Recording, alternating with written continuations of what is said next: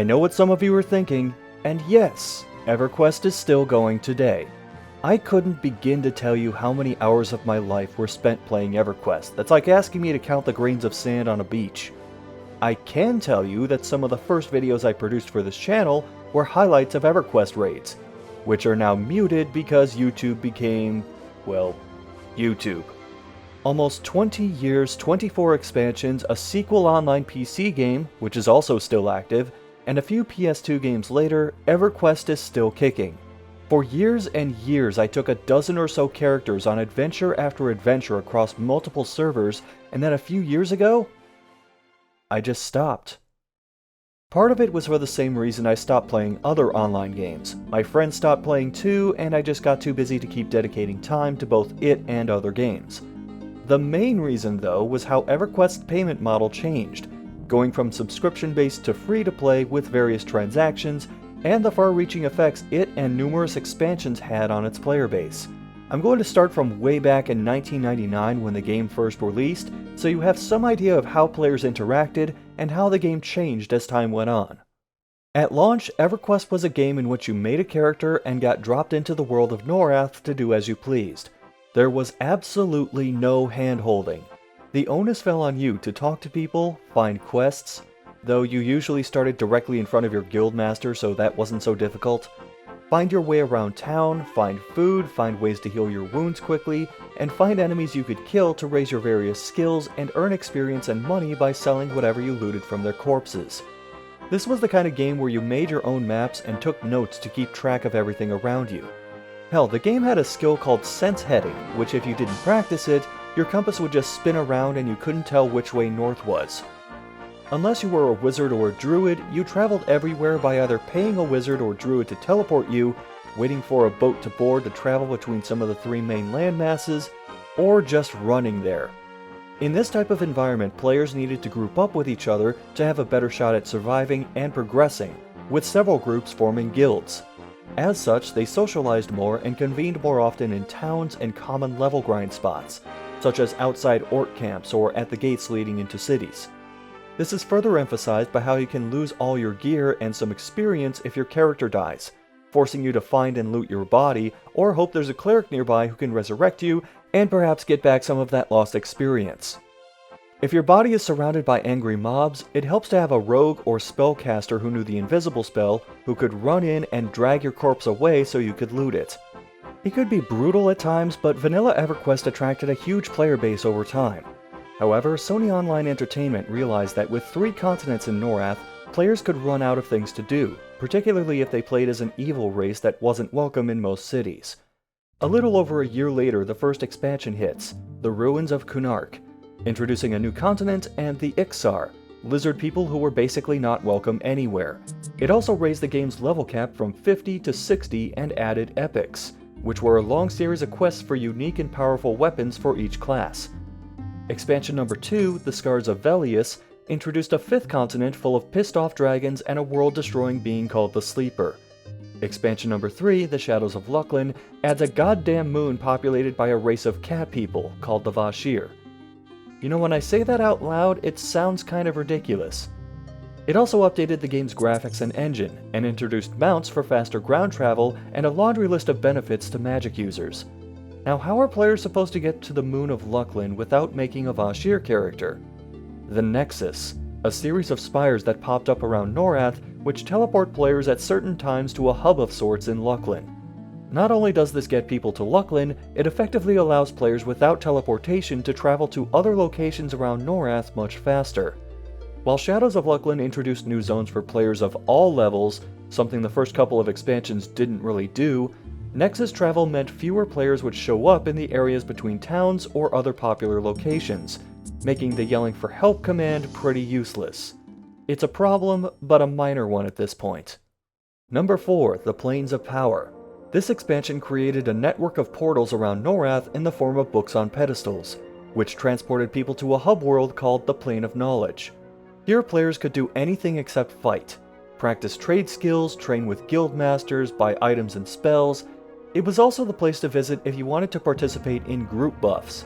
A common trade for high-level spellcasters was to seek donations to buff other players with long-lasting powerful spells, like Codex Endless Intellect, or Spirit of Wolf, or Virtue.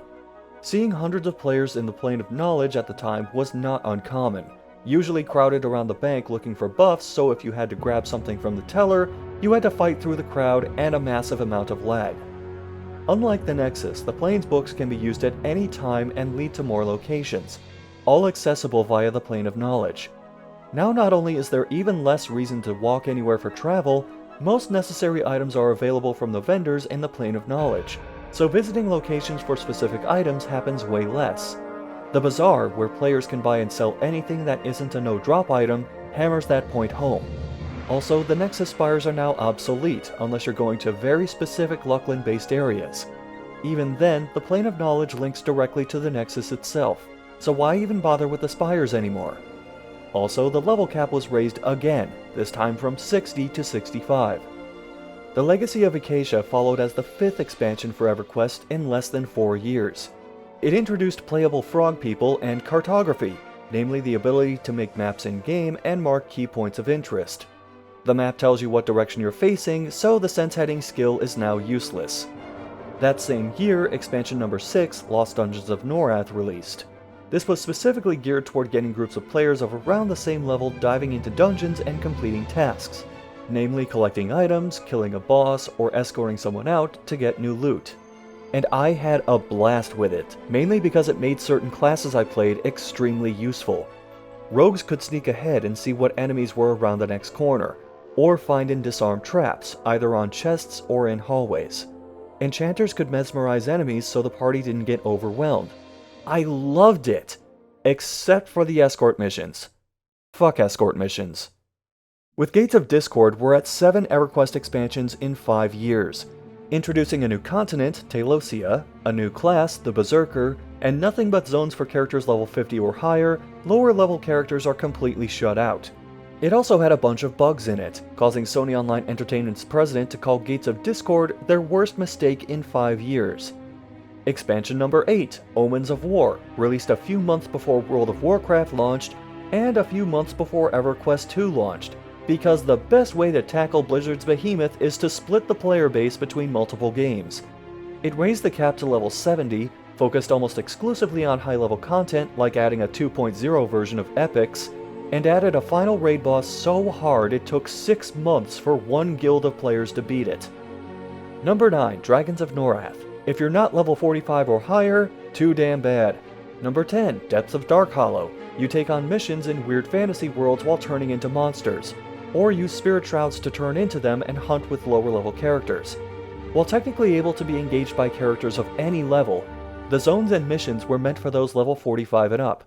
And this was my initial jumping off point. I was leveling my main character a fair bit, but I wasn't playing the game enough to keep up with some of the other players, and when you fall behind a certain number of levels and try to group with someone, one of you ends up not getting experience for killing either way too weak or way too strong of a mob for your level. Other changes I didn't mention to this point include not losing your gear when you die, being able to summon corpses to a lobby with an NPC instead of getting them yourself or with someone's help, losing less experience for each death, and starting the game with sense heading at 100 so the compass is always facing the right way. A tutorial area was added which new characters go to by default, rather than selecting a home city and starting there. This last point further sucked new players out of cities already dealing with dwindling player counts. Prophecy of Ro, intended for characters level 50 and up. The Serpent's Spine, raised the level cap to 75 and added a city where any class or race could start. This was actually advertised as an expansion that made soloing easier, saying players could go from level 1 to 75 without grouping or exploring any of the older locations. Is this really the best way to advertise a game with a massive world where the best zones and mobs can only be seen with the help of at least one group of adventurers? And you say it makes soloing easier, but also create the common city of Crescent Reach for new players because it's becoming hard for them to find groups. You're trying to have it both ways, Sony. Actually, as of a few years ago, it's not Sony Online Entertainment anymore. They're a separate entity now going by Daybreak Games. This goes on for several more expansions, raising the level cap, creating content for people above a level threshold that kept climbing higher, and adding things like hired mercenaries to make solo play simpler. As the game stands now, the level cap is a staggering 110, and new content is almost exclusively geared toward people at or near triple-digit levels.